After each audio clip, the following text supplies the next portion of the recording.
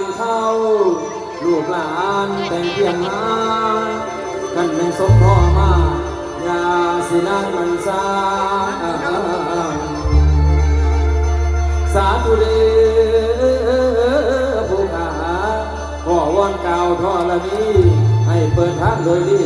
แก่ดวงวิญญาณนั้นอีกทั้งแทนองค์สันยมพิบาลโลกลูกกับพระผู้มีพ่อขอโยนอม